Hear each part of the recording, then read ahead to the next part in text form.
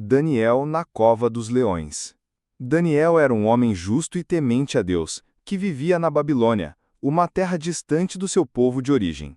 Mesmo sendo estrangeiro, ele se destacou por sua sabedoria, sua honestidade e, acima de tudo, por sua fé no Senhor. O rei Dario, que governava aquele vasto império, gostava muito de Daniel e o havia colocado em uma posição de liderança sobre muitos outros governadores. Daniel era confiável, trabalhador e tinha um espírito excelente, por isso o rei pensava até em colocá-lo como o maior entre todos os seus oficiais. Mas isso causou inveja. Outros líderes começaram a procurar alguma falha em Daniel, algo que pudessem usar contra ele. No entanto, nada encontraram. Ele era íntegro em tudo. Então perceberam uma única coisa: se quisessem acusar Daniel de algo, teria que ser por causa da sua fidelidade ao Deus de Israel. Com os olhos cheios de inveja e o coração cheio de maldade, os outros oficiais tramaram um plano para derrubar Daniel.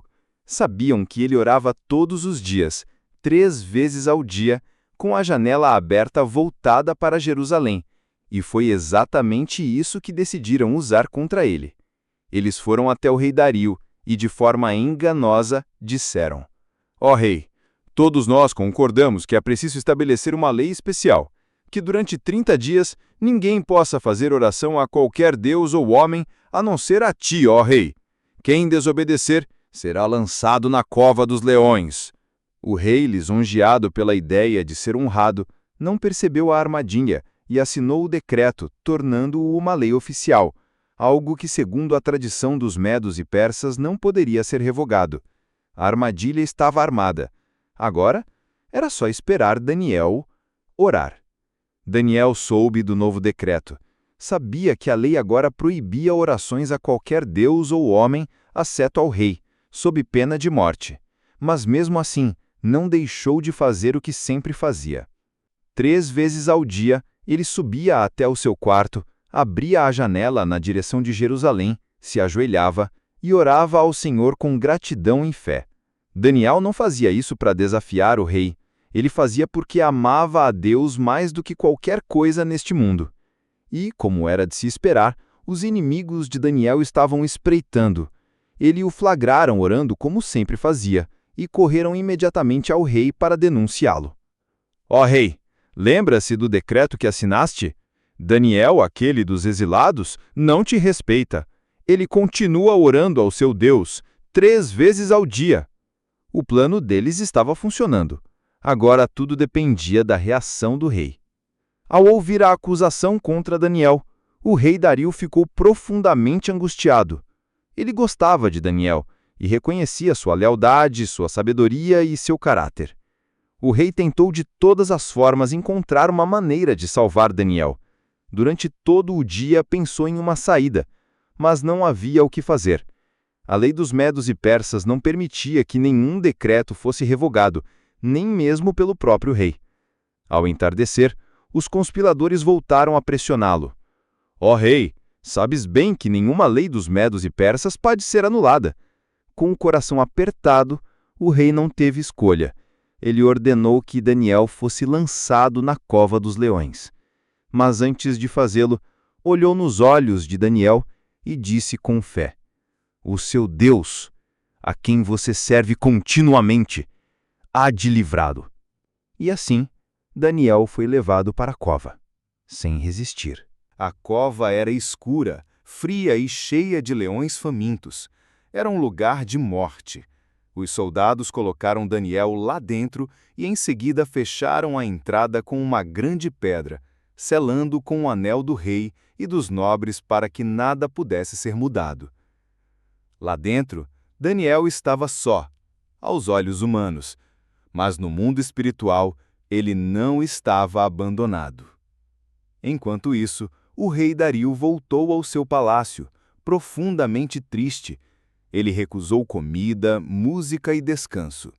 Passou a noite em claro, com o coração aflito. Sua mente não parava de pensar em Daniel e em seu Deus. E assim, uma noite inteira passou. Uma noite em que Daniel, cercado por leões, confiava plenamente no Senhor. Uma noite em que o rei esperava por um milagre. e o céu estava em movimento.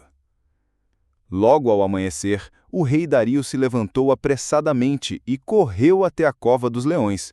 Seu coração batia acelerado, tomado por angústia e esperança. Quando chegou, gritou com voz aflita: Daniel, servo do Deus vivo, será que o seu Deus, a quem você serve continuamente, pôde livrá-lo dos leões? E então, o impossível aconteceu. De dentro da cova, uma voz tranquila respondeu: Ó rei, viva para sempre! O meu Deus enviou o seu anjo que fechou a boca dos leões. Eles não me fizeram mal algum, pois fui considerado inocente diante dele e também diante de ti. O rei ficou profundamente aliviado e feliz.